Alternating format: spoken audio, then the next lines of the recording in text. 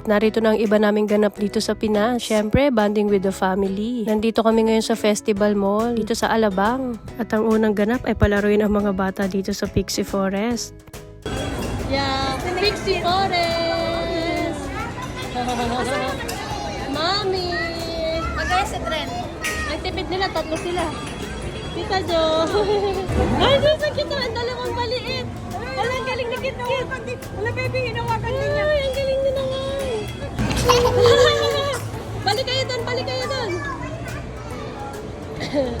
Iba pala talaga pag may mga anak ka na, no? Yung magiging dahilan na lang ng pag-alis mo is yung paglalaro nila. Na dapat yung pupuntahan mong lugar ay merong mga play area para mag-enjoy itong mga bata. So cute.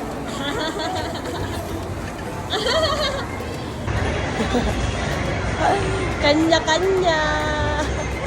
Op. Punta kami sa Civic Hall. May mass kasi doon na 15 minutes na lang. Saan kaya yun? Tatanungin muna namin. Ang cute talaga. Si Jores muna ang mother ni Isabel. Antok na rin.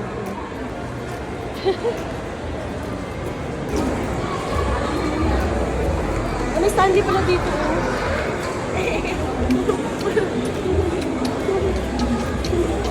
Nasaan kayo?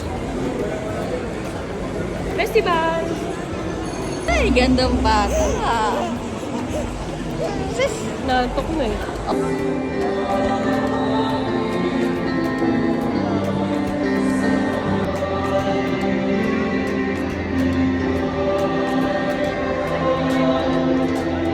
At syempre, after ng mass, naghahanap na kami ng makakainan dito.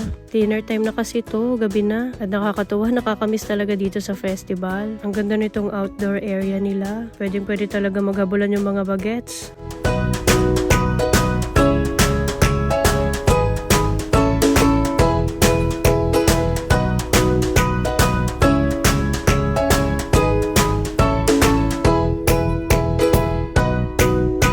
Ay, sige, sige.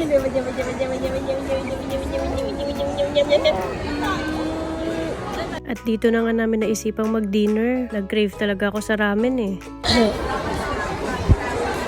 Ano bibilin mo? Kape? Kapeng-kape ka na ba? Pabili na kape si Papa. But first, coffee. I see!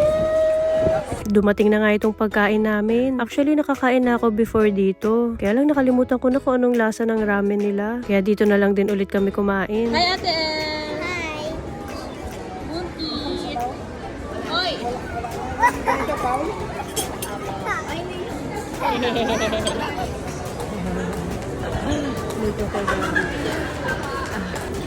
Ay, yung binibili doon.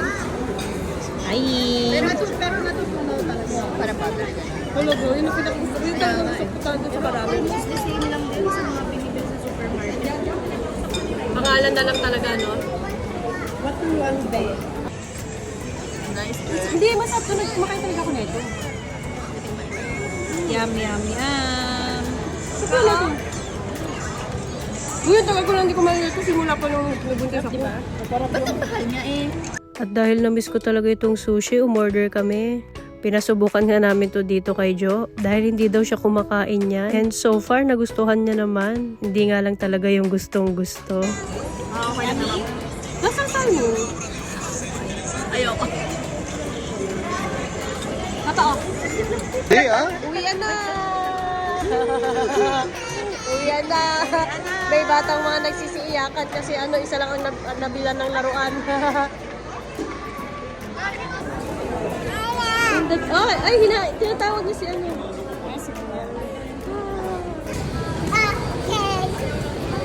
At syempre kami na naman ang nagsara ng mall. Hindi na bago yan.